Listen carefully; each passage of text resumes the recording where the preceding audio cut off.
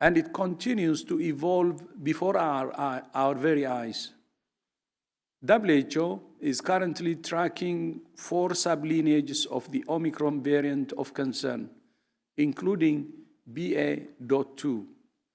This virus will continue to evolve, which is why we call on countries to continue testing, surveillance, and sequencing. We can't fight this virus if we don't know what it's doing. And we must continue to work to ensure all people have access to vaccines. At the same time, it's also clear that as this virus evolves, so vaccines may need to evolve. Variants of SARS-CoV-2 may continue to escape neutralizing antibodies induced by vaccines against prior variants. In addition, the reservoir of beta coronavirus is large, and new crossovers to humans is likely. If we prepare now, the time required for large-scale vaccine manufacture will be reduced and lives will be saved. On Friday last week, WHO held our latest global consultation on COVID-19 vaccines research and on the future need for vaccines that are effective across a broad spectrum of coronaviruses. We continue to engage with scientists from the public and private sectors to exchange the latest information and guide the future development of new vaccines. It's one example of how even as we support countries to fight the pandemic now, we're also working to prepare for the future and to address its longer-term consequences. That includes the challenge of medical waste. Today, WHO published a new report on the burden of medical waste from the pandemic, threatening human and environmental health and exposing the need to improve waste management.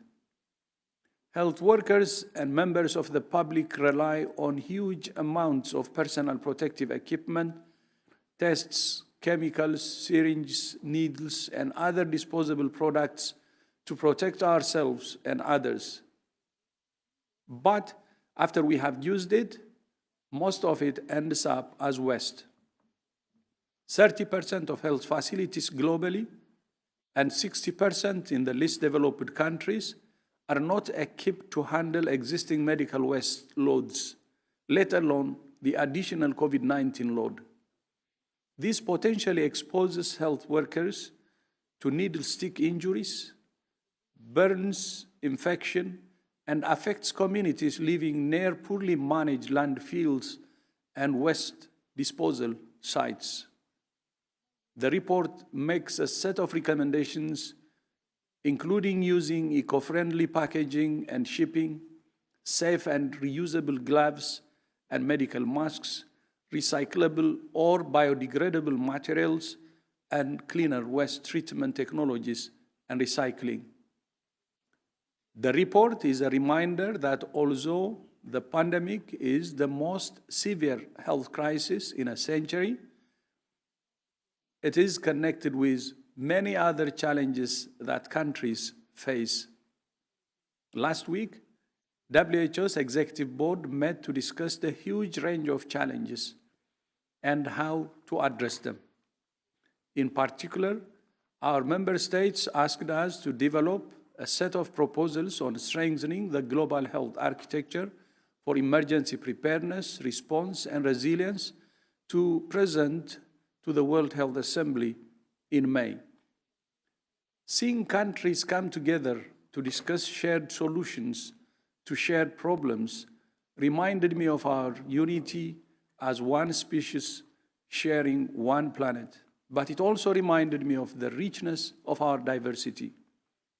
And in that spirit, I wish everyone who celebrates it a joyous Lunar New Year. Christian, back to you.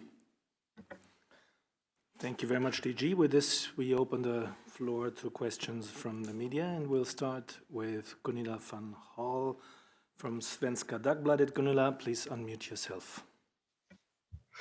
Yes, thank you for taking my question. Today, Denmark is one of the first countries lifting all the COVID restrictions. Norway, Sweden are going to follow probably in a week. Other countries are also lifting the restrictions, UK, Ireland. I'd like to have your view on this. How advisable is it to lift the restrictions before a peak in Omicron is reached and while the spread is still massive? And as you said, there are new Omicron variants too that we do not know so much about. What's the danger of an upsurge afterwards? And perhaps if you can address too, at what point is it reasonable for countries to actually start lifting restrictions? Thank you. Thank you, Gunilla, and we'll start with Dr. Maria van Kerkhove.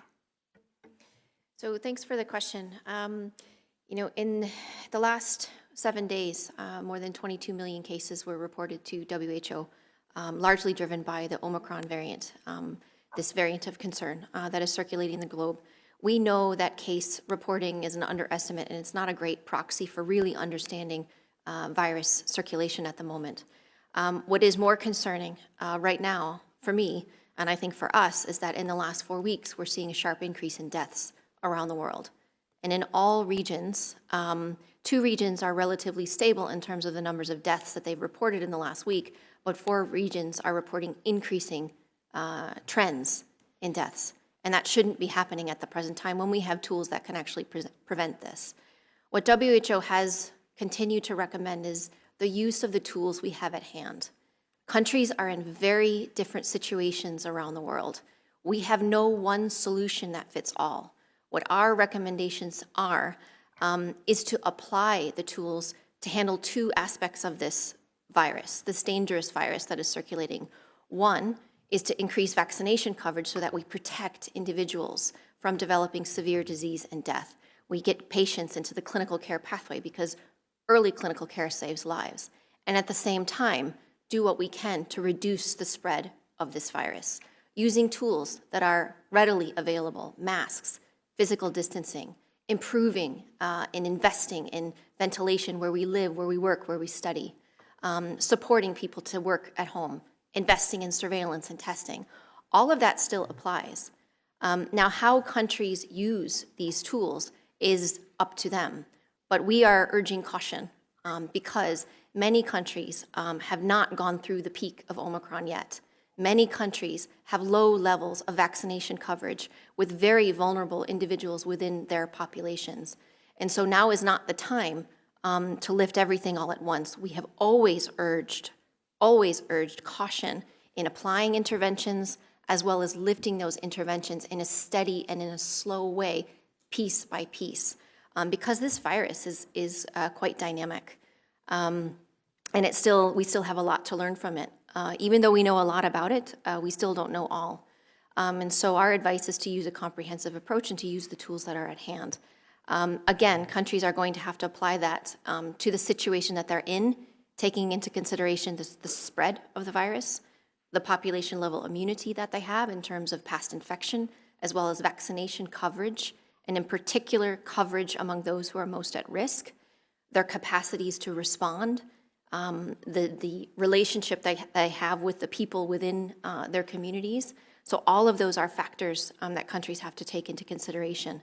So we have no one solution fits all, but we are urging countries to continue to use the tools at hand to reduce the spread as well as reduce morbidity and mortality from this virus. Dr. Ryan. Thanks, Maria.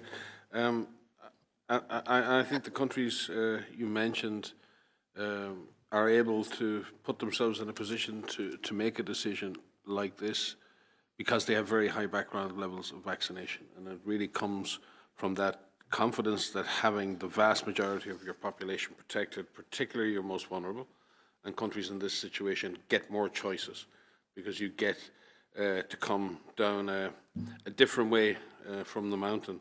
The problem is everyone is on a different part of the slopes of this pandemic mountain, And it's really, really careful in this situation that one country just doesn't blindly follow the next, because that's one way you can fall.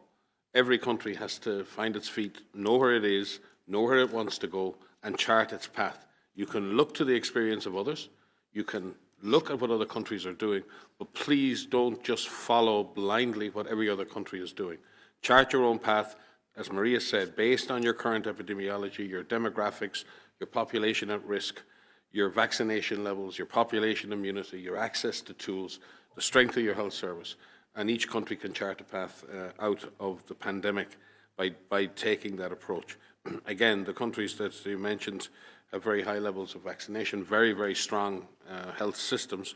And yes, there is a calculation here, and every country has been trying to make this calculation right since the beginning of this pandemic. How do we have maximum protection of our population while minimizing the impact on our society and our economy? At the beginning of this pandemic, without a vaccine, a lot of that was based on having strong public health and social measures.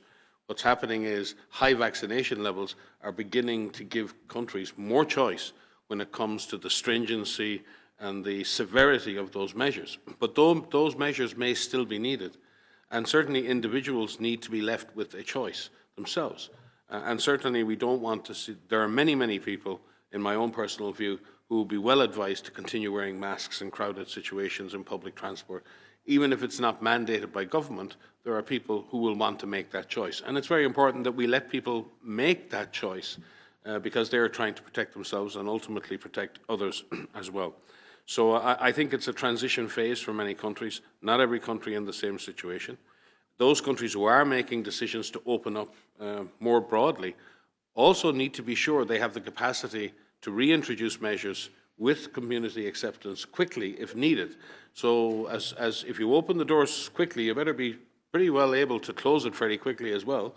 And therefore it's important that we keep communities informed and maybe ensure that communities understand that measures may have to be reintroduced in order to moderate transmission if there is an unexpected rise in transmission, or if Maria has alluded to, if a new variant emerges. So flexibility, agility, the ability to adjust, making good decisions based on your situation, and being ready to change that if needed. I think all countries will find a way out. So we should be, in some ways, celebrating when countries get to another stage of disease control, but at the same time being cautious and know that not all paths are straight. Okay. Thank you very much, both. Next question goes to Corinne Gretler from Bloomberg. Corinne, please unmute yourself. Hi, thanks for taking my question. South Africa has dropped the isolation requirement for people who test positive for COVID but are asymptomatic. Do you know of other countries that have done so? And from an epidemiological standpoint, is it a safe thing to do? Dr. van Kerkhoff. Yeah, thanks for the question. So we are constantly looking at data as it emerges on all of these variants and our understanding of the epidemiology. You know, how does this virus spread and what do we know about that? We have recently looked at data that is available on the Omicron variant in particular as it compares to other variants of concern and looking at the infectious period of when people, you know, are infected with the virus and when they are able to pass the virus to others. And we look at this in terms of severity, whether people have symptoms or not, through their disease progression. We look at this if there are any other factors, underlying conditions, immunocompromised, et cetera. And our understanding of transmission with the Omicron variant is very similar to what we know about the other variants of concern in terms of when people transmit the virus.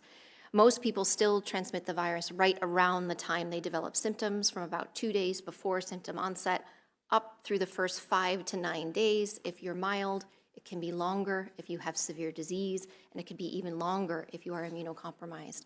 Asymptomatic individuals can transmit the virus as well. So what we do as WHO, as an evidence-based organization, we issue guidance to give countries the information that they need to set the policies that they need for isolation of confirmed cases, for quarantine of contacts of those confirmed cases. But there's a difference between what guidance says in terms of the evidence and the policies that are made. And the reason I mention that is because our recommendation for isolation is to prevent onward transmission, and as much of that onward transmission as possible.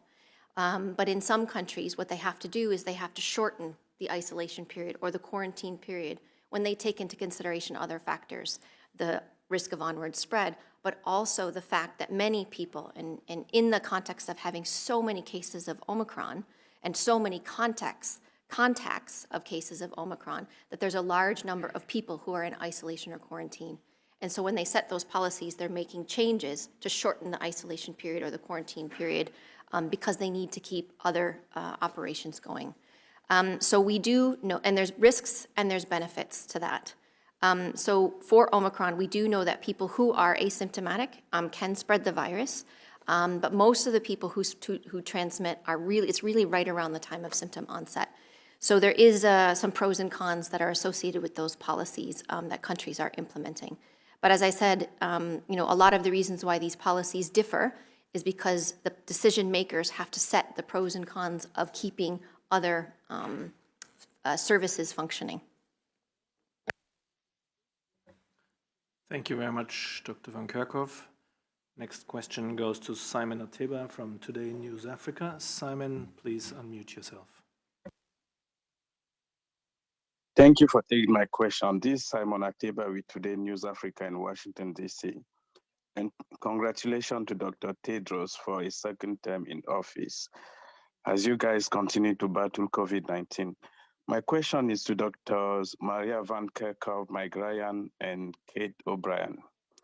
Doctors, are you concerned that you're on the brink of losing most of your political allies, from the US to Canada to the UK and elsewhere, with massive losses in the upcoming election because of the confusion around COVID-19 and the inability of those politicians to understand that life should move on with vaccination? For instance, what will your answers be to those who ask this question? Why should we keep wearing face masks when we are all fully vaccinated and boosted? What guarantee do we have that new variants will not continue to emerge? How long will we keep wearing face masks and killing social life and businesses? I thought you told us vaccines work. Do they work? Do they not work? And when will life return to normal? Are pharmaceutical companies and doctors like yourself, Pfizer, Moderna, and Johnson & Johnson, just trying to push yearly vaccination to make more money? Thank you. Well, thank you, Simon, but it's a good point for me to remind everybody, please just stick to one question, not to a catalog. We also went through part of this already in the first question, but I think we'll give it a shot with Dr. Mike Ryan. Thank you, Simon. And you asked a lot of questions there. You also gave a lot of your own answers. So I struggle to respond because there's so many issues that you raised. But I do think within what you said, there's a validity in recognizing that people in many situations now really want clarity around what is the best thing for them to do for themselves, for their families. How do we get out of this pandemic together? How do we end the emergency phase? And how can we all get back to some semblance of normal? The difficulty is that that's a very different question and a different answer depending on where you happen to sit in the world. If you happen to sit in a Western industrialized country with a strong health system, with access to vaccine for the last 18 months, where the vast majority of your population have had 2, if not 3 doses of vaccine, and you have access to antivirals and a strong primary healthcare system, and everyone has access to hospital and oxygen when they need it, then you might be very close to ending the emergency phase of this pandemic. There are many places where that is not the case, where vaccination levels are still very low, where we have weak health systems, where people haven't had access to vaccines, haven't had access to antivirals, haven't had access to oxygen, and they still remain at great risk from this virus.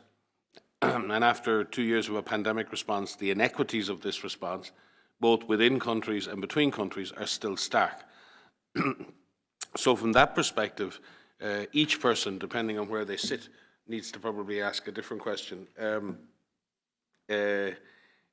sometimes it's difficult I mean, the individuals in this, and everyone's been affected by the restrictions, the restriction of not being able to move around or having to wear a mask.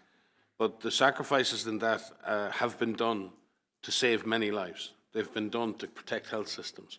They've been done as a community. They've been done with pride and with honor by so many communities around the world as a means to save so many lives. So we should be, as we look at the collective sacrifices that have been made, a lot has been sacrificed by individuals, but a lot has been gained by society in terms of the life saved and the health protection, or the protection of the health system. So we should praise our communities and we should recognize what they have sacrificed, but also not to say to them that their sacrifice has been without worth, or that we should never have had these things in place. We shouldn't have had physical distancing, we shouldn't have had to wear masks. The fact is, we did, and we needed to, and lives were saved. Now we have to chart a path where we can begin to lift those restrictions, but we need to do it carefully, and we need to do it transparently, and we need to tell our populations that we're doing it for this reason because we have taken these other measures. My greatest fear at the moment, to be quite honest, Simon, is that countries have a lemming syndrome now, and they all chase to open up. And they open up on the basis that the country next door opened up. And the problem is they don't have the same situation. They don't have the same vaccine coverage. They don't have a strong health system. And I'm really fearful that while some countries have the opportunity to raise measures more than others, others may choose that because there is political pressure to do that. And that political pressure will result in people in some countries opening prematurely, and that will result in unnecessary transmission, unnecessary severe disease, and unnecessary death. Bruce, you want to come in? Thanks, Mike. Simon, it was just one of the points that you made at the beginning about the support of countries for the work that the group here is doing and WHO in general. And it just reminded me a little bit, we spent the last week with the executive board of WHO, which brings together the executive board itself, but also the broader 194 member states that work with the World Health Organization. And, you know, there was an extraordinary, let's say, display of support for the Director General, for how he's managed the COVID for response, how he's leading that, and also in terms of the role that the organization needs to play as it goes forward. So I think to the very first question that you asked, it really drove home just how this has affected everyone, all countries, as Mike alluded to, but also the support and the recognition that the world needs a very strong World Health Organization, a strong consensus among countries to that effect, and an organization that is enabled, let's say, in terms of its financing, its staffing, et cetera, to play that central coordinating role in crises like this as they go forward. Yes, there will always be tensions. Yes, there will always be stresses. It's difficult for everyone. But to that very first question, I think the organization is right now has a tremendous support of its member states, and it's that solidarity which is going to be crucial across the member states to get out of this. And we have Dr. Kate O'Brien as well. Yeah, a couple points that I'd like to add to the multifaceted question that you asked. The first is that you asked us what would we say to people who are still hearing about the need for face masks and the other interventions. And you know, we and others have been clearly communicating about vaccines. Vaccines work. They especially work when people get the vaccines that are offered to them.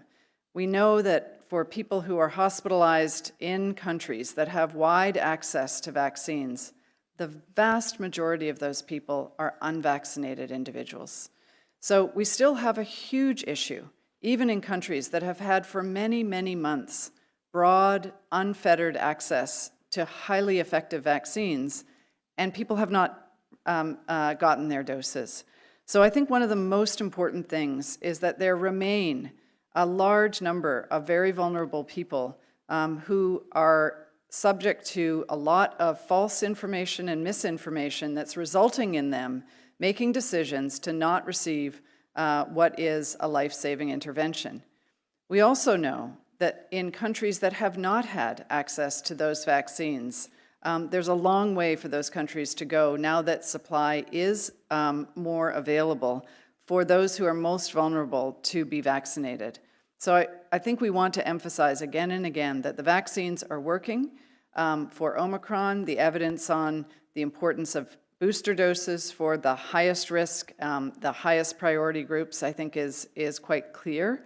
And that we still have 30 countries that have not yet been able to get to even 10% of their population vaccinated, not because they don't want to, not because they can't, but because for many, many months in 2021, vaccine was inaccessible to them. And that's a really changing dynamic.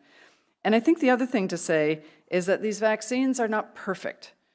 They've never been perfect. But the more people who receive vaccines that are interrupting, they are protecting against especially the most severe end of the disease spectrum, and they are performing against infection and transmission, although imperfectly.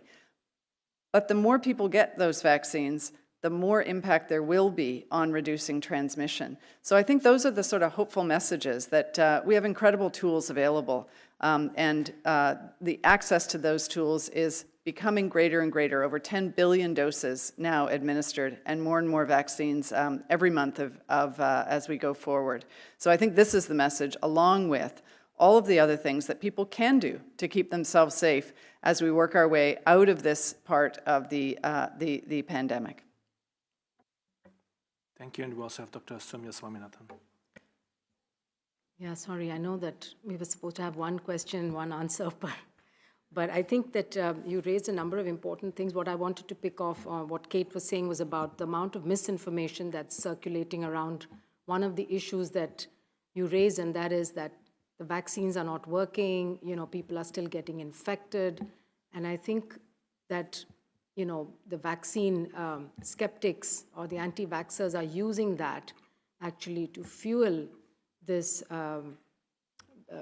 fuel a belief that, these vaccines are not working, we should just give it up because you're going to get infected anyway. And that's very far from the truth. I think Kate did explain that these vaccines are working very well, and there's more and more data coming out. Even yesterday and today, there were new papers showing that the cell-mediated responses, the T-cell immunity is holding up surprisingly well, even with this Omicron variant with so many mutations. And therefore, the originally developed vaccines are still working to prevent severe disease and death, which is what we want, even though they may not be as good as preventing infection. But we're already one step ahead.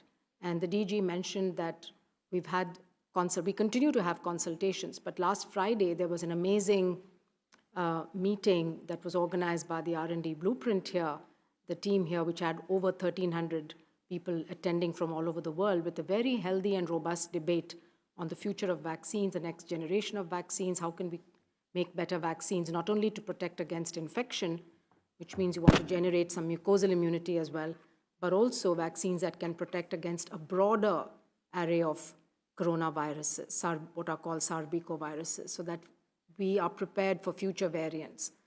And so while we must continue to vaccinate people with the excellent and existing vaccines, we're already looking at the next generation, how to be better, and perhaps even one day have a universal coronavirus vaccine that will protect us against all known coronaviruses. Thank you.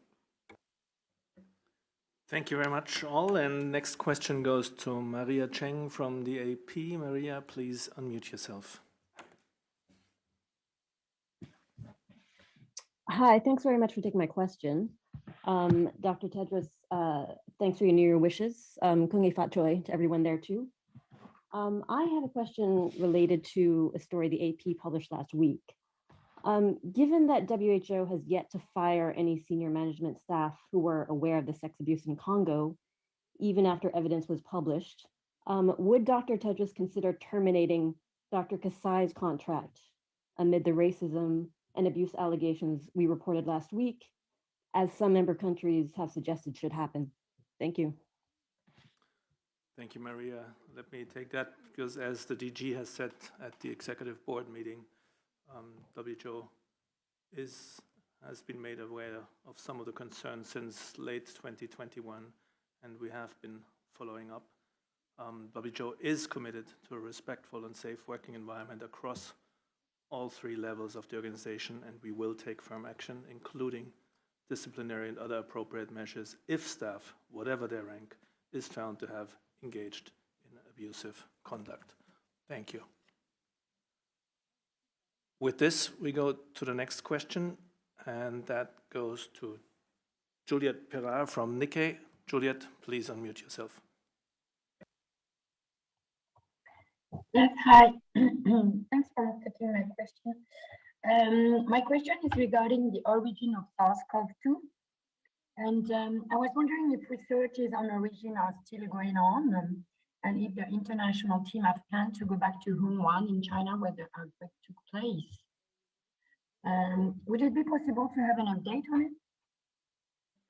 Juliet, we had a very bad echo here in the room. I'm looking around if people understood your question, though. Maybe you can try the key question again and go a bit off the microphone. Maybe that's the reason why it echoed so much. Can you hear me now? We hear you, but it's a bad echo. Ah, okay, so I'll try. My question is regarding the origin of SARS-CoV-2. We think you understood? Okay, Maria von Kerkhoff will give it a try. Yes, thank you. Sorry, it was a bad echo in here. Wanted to make sure we understood your question.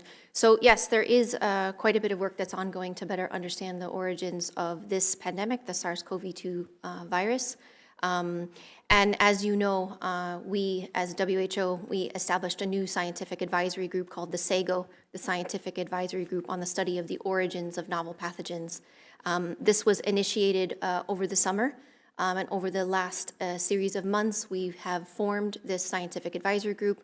We have 27 excellent advisors from all over the world with many different disciplines that are working with us to better understand what is next and what is needed to better understand the origins of this pandemic, as well as to outline a framework for the study of each and every time we have an event where there's a known pathogen that spills over from animals to humans, or there's a new virus or a new pathogen that emerges. The SAGO has met several times. In fact, we've had about 6 meetings of the SAGO itself. We have a chair and a vice chair that are running these meetings, and the Secretariat is supporting this. The work is very dynamic in terms of what they are focused on. They're focused on 3 things right now. One is the overarching elements of a framework for the study of any emerging pathogen. Second is to look at what is our current understanding of the origins of this particular pandemic, building upon previous missions that have gone to China and worked with Chinese scientists, the last of which published a report in March 2021. And then looking at all of the literature and evidence that exists to really look at the studies that have been conducted since that team came back. This group is currently working on their first set of recommendations to WHO. As a scientific advisory group, their job is to make recommendations to the Secretariat for what is needed next, and what they will be focusing on, what are the real urgent needs in terms of the studies that are necessary. And what they're looking at are the early epidemiologic studies. You know, what do we know about those earliest suspected and known cases that were reported in China? What is known about animal susceptibility of SARS-CoV-2, of different species that can be infected with this virus? What is known about animal trade? What is known about SARS-CoV-like viruses in bats anywhere in the world? What is known about any of the earliest indications of detection of this virus, either in wastewater samples or stored clinical specimens or sera from anywhere in the world? And they are compiling all of that information right now to outline what are the current next steps. So we are expecting the report in the coming weeks. We will be reporting that to our member states first, and then that report will be made public. But there's certainly a lot to do. Many more studies are necessary to really understand the emergence of this virus. We, as WHO, won't stop until we exhaust all avenues to better understand this. But what I can say is that the group is working very hard. I can say that there is a lot more to be done. And as we learn more, we will report that to you. So it's a work in progress. But it is really critical that we continue to look for the origins of this particular pandemic, as well as prepare for any future ones. Thank you very much, Dr. Van Kerkhove. Next question goes to Erin Bunko from Politico. Erin, please unmute yourself. Hi, all. Thank you so much for doing this. Just a quick question for any of you who want to answer. Is the WHO goal of vaccinating 70% of the world's population by mid-2022 still an attainable goal? If not, why not? And can you speak to some of the barriers we're still seeing for getting low and middle income countries vaccinated? Thanks. Thank you very much. Dr. Kate O'Brien, please. Thanks so much for that question. As you know, the vaccine strategy did lay out a goal of, by the end of June, 70% coverage, not only globally, but in every country, so as to really express the equity of coverage. The objective was not, strictly just a global goal where some countries were very far ahead and other countries very far behind.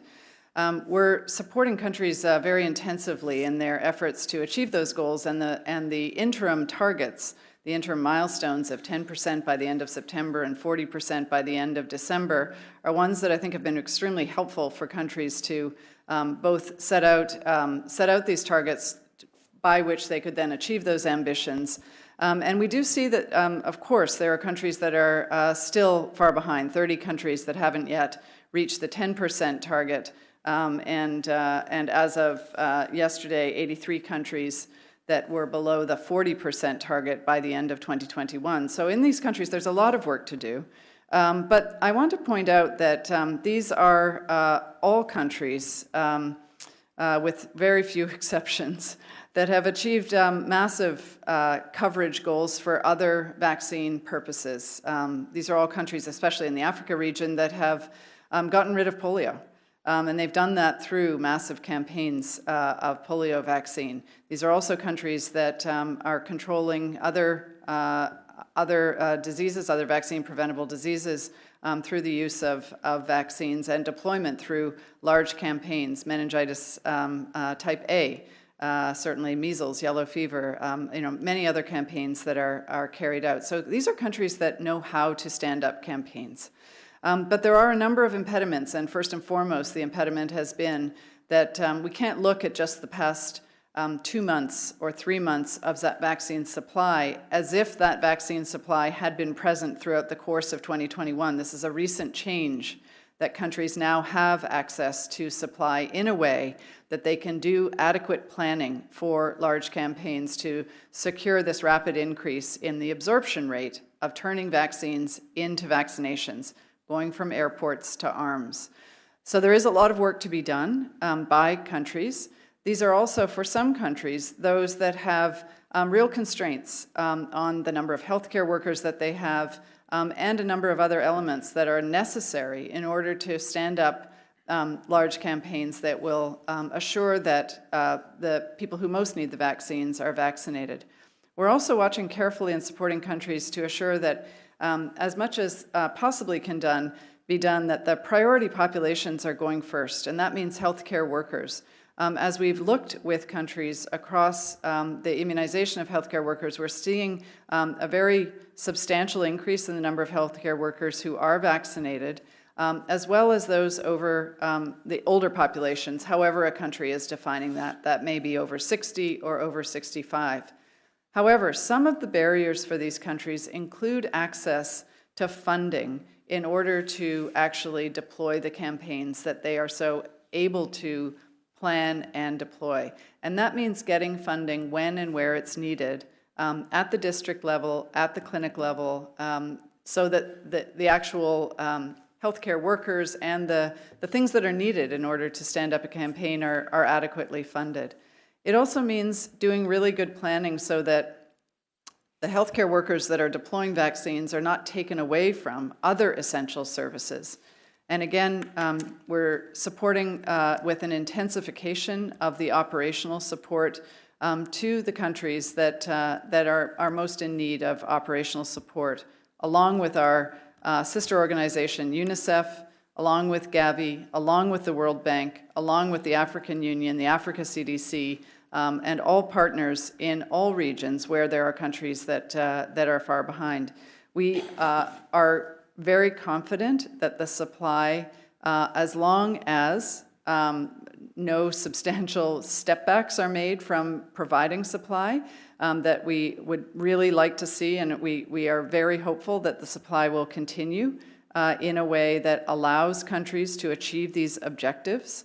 And COVAX is continuing to deploy hundreds of millions of doses both this month, next month, and in the months to come to assure that there is that supply available to countries. We are optimistic that especially those who are in the highest risk and the high-risk categories will have vaccination in a timely fashion. Yeah, thank you. Thank you for that question. It's very important, and Kate has really covered it, but just would like to add a bit. To the question you asked, whether 70% by mid-2022 is possible or not, it's not only possible, it's more than possible to achieve that target. That's why I hope you may remember many times I said ending this pandemic is not a matter of chance. It's a matter of choice. So if we make the choice of ending, delivering the 70%, which is, within capacity, then we can end the pandemic. So we hope, countries will deliver on this, especially the countries who can contribute in terms of, giving support to the countries who cannot have or who don't have access to vaccines. The last few months, as Kate said, we're seeing progress, and as you know, COVAX has now delivered more than 1 billion doses, and we expect constant flow. But still, I don't want to go into what Kate said. There are still challenges that we need to address, but the world has the capacity to reach not only 70%, even beyond that by mid-2022. So that's why we say it's a matter of choice, and I think the world should choose to vaccinate 70% and end this pandemic. As you know, everybody is sick and tired, and Simon's question was exactly that. And the world cannot stay this way any longer. And we have to end it, and we have the means to end it. Thank you. Thank you very much. Next question goes to Robin Millard from AFP. Robin, please unmute yourself. Thank you. A question about the BA.2 subvariant of Omicron that Dr. Tedros mentioned. So what do we know about this BA.2 strain? Is it gaining ground? Is it more transmissible than BA.1 Omicron? And is it something that people around the world should be a bit more concerned about? Thank you. Thank you, Robin, and we'll start with Dr. van Kerkhove. Thanks. So BA.2 is one of the sublineages of Omicron. So BA.2 is Omicron, and it is a variant of concern. It's in the family of the variants of concern around Omicron. I think what is really important is that we have really good surveillance around the world so that we better understand all of the subvariants of Omicron. What we understand about most of the sequences that are available and most of the research that is available is on the subvariant BA.1. But the incidence of BA.2, the prevalence of this in some countries, is increasing. And in particular, we have some information in Denmark and in India where BA.2 is increasing in terms of its circulation. There's not a lot of information that we have on this particular subvariant yet, but because it is part of this package of Omicron, we do know, obviously, that there is increased growth rate compared to other variants of concern. There is a suggestion that some of the initial data on BA.2 is that there's a slight increase in growth rate above BA.1. But beyond that, the data is really quite limited. For people out there, we need people to be aware that this virus is continuing to circulate and it's continuing to evolve. And so that's why it's really important that we take measures to reduce our exposure to this virus, whatever variant is circulating. And Omicron is becoming dominant worldwide. It's overtaking Delta in a number of countries and around the world. And we also take the vaccine when it's our turn, so that we could reduce the opportunity to develop severe disease and death. Vaccines, as you keep hearing us say, the vaccines are incredibly effective at preventing severe disease and death. And this is true for Omicron, all of its subvariants. So we are working with literally thousands of experts around the world to be able to track and trace this virus and its sublineages, including BA.2. We are working with researchers around the world so that we better understand the studies that are underway to look at any potential changes in terms of our understanding of how this virus spreads or severity. There's no indication that there's a change in severity. Again, Omicron overall we know is more transmissible. It has more growth advantage and it causes less severe disease compared to Delta, but it's still a very dangerous virus. So it's quite a dynamic situation where we're getting information in real time. We're using that information across all of our technical advisory groups, technical advisory group on virus evolution, our technical advisory group on vaccine composition, the SAGE, and many different working groups to assess these variants. But I think for the general public, what is important is that you understand that this virus, whatever this virus invariant that's circulating, you have tools that can keep you safe. And this is the main message we want to get out there. Get the vaccine when it's your turn, and make sure that you take steps to lower your exposure to this virus through your daily activities. And so as we learn more about BA.2, we will share that through our various channels. Dr. Mike Ryan, please. And just to add that we're in a new era, really in our capacity collectively to track viruses like this. In days gone by, we probably wouldn't even know there were new lineages until we saw an impact in the community and we'd be going back to try and work out what was going on. That was often the way we found things out. What we're able to do now is prospective. We're able to look at the virus as it changes its genotype, its genetics, and we're trying to predict how it will behave in the real world, its phenotype, and beginning to look for signals of shifts in the behavior of the virus in terms of transmission or virulence or vaccine escape. That gives us the agility then to shift and move our measures, shift and move, strengthen our health system. So we should see this as a real advance in scientific collaboration and the ability to do predictive analytics for how and to build that collaborative intelligence that we all need to be able to better understand the risks associated with these emergencies. But that's very different for the ordinary person in the street.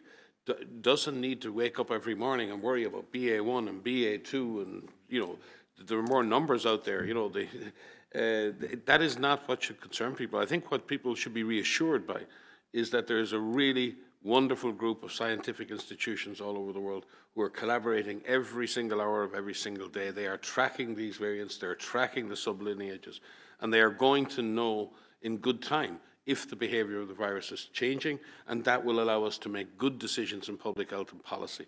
That should reassure people more than what is a genuine concern when we hear new names of new lineages and new variants. We have to balance that concern with the reassurance that comes with knowing that the scientific community has advanced probably more in the last 2 or 3 years in this area than it did in the previous 2 decades.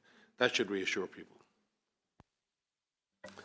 Thank you very much, Dr. Ryan and Dr. van Kerkhoff. With this, we come to the end of our briefing today. Apologies to those journalists, and there are quite some whose questions we couldn't take. There's a long list today, but we're glad that so many of you are interested. Again, thank you for your participation. We will be sending the audio files and Dr. Tedros' remarks right after the press conference, and the full transcript will be posted on the WHO website tomorrow. With this, let me hand over to the DG for the final remarks. Okay. Thank you, Christian, and thank you to those who have joined us today, and see you next time.